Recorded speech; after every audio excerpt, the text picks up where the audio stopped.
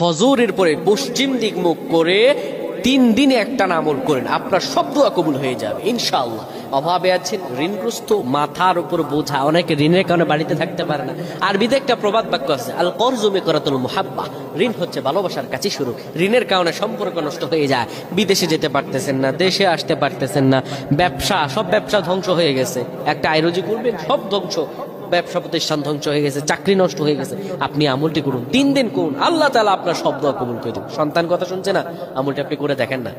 ফজরের পরে আপনি পশ্চিম দিক মুখ করবেন।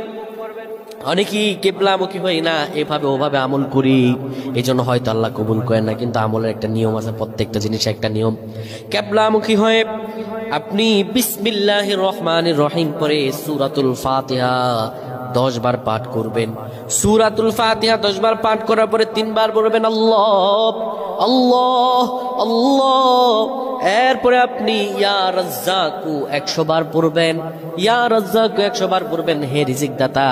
এইভাবে যদি আপনি পড়তে পারেন, আল্লাহ রাব্বুল আলামিন আপনার ভাগ্য খুলে দিবেন, আপনার রিজিক খুলে দিবেন। আল্লাহ তাআলা আপনার সব দোয়া কবুল করে নেবেন। আল্লাহুম্মা আমিন।